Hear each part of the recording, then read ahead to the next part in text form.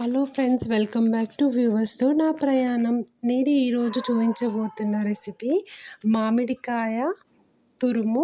ఇది సంవత్సరం మొత్తం మనం నిల్వ చేసుకొని మనకు అవసరమైనప్పుడు సంవత్సరం మొత్తం మామిడికాయ పులిహోర తినొచ్చు అనమాట. ఇప్పుడు మామిడికాయలు పచ్చడి పెట్టే టైం కాబట్టి మామిడికాయలు మార్కెట్లో చాలా దొరుకుతాయి.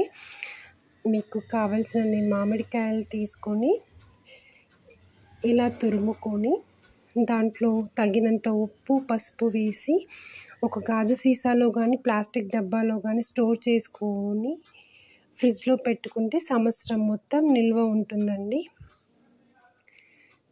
అదిగో చూడండి, మీకోసం ఒక్క మామిడికాయ నేను అట్లా తురిమి చూపిస్తున్నా. ఆల్రెడీ మేము అట్లా చేసి స్టోర్ చేసి పెట్టుకున్నాము ఫ్రిడ్జ్లో. కొంచెం పసుపు, తగినంత ఉప్పు వేసి అలా కలుపుకొని ఒక డబ్బాలో పెట్టి ఫ్రిడ్జ్లో స్టోర్ చేసుకోవాలన్నమాట. మనకి ఎప్పుడైనా టిఫిన్స్ ఏం చేసుకోవడానికి ఇంట్లో ఏం లేనప్పుడు ఇలా పులిహోర చేసుకోవచ్చు దీనితోని. ఇగో మేము ఇట్లా రెడీ చేసి పెట్టుకున్నామండి. మనకు అవసరమైనప్పుడల్లా మామిడికాయ పులిహోర అన్నం తినొచ్చు. మనం ఫ్రెష్ మామిడికాయ తోని చేసుకున్న పులిహోర ఎలా ఉంటుందో ఇది కూడా సేమ్ అలానే ఉంటుంది. టేస్ట్ మాత్రం ఏం తగ్గదండి. మీకోసం కొంచెం అన్నం పులిహోర కూడా చేసి చూపిస్తున్నా చూడండి. అలా మామిడికాయ తురుముని అన్నంలో వేసి మనకి ఎంత కావాలో అంత తీసుకుని అన్నంలో వేసి కలుపుకోవాలి.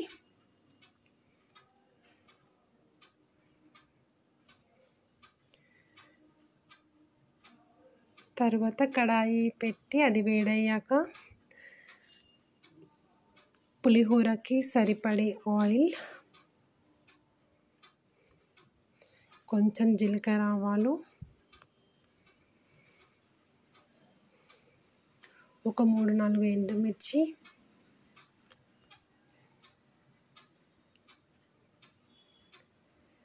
పచ్చిమిర్చి, పల్లీలు, శనగపప్పు, అలా మనకి పులిహోరకి పోపుకి అవసరమైనవన్నీ వేసుకోవాలన్నమాట.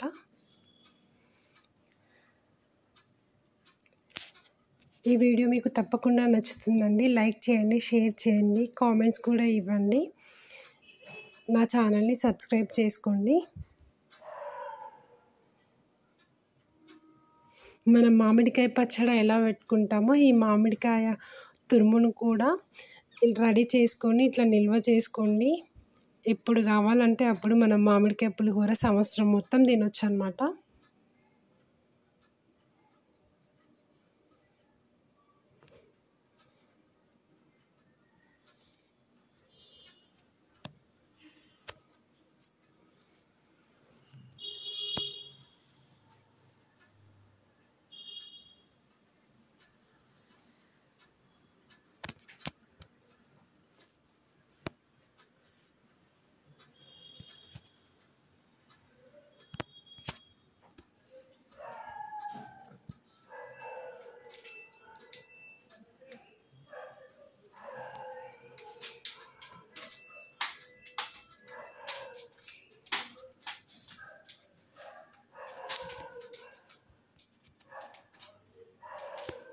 అదిగో చూడండి ఫ్రెండ్స్, ఎంత బాగుందో.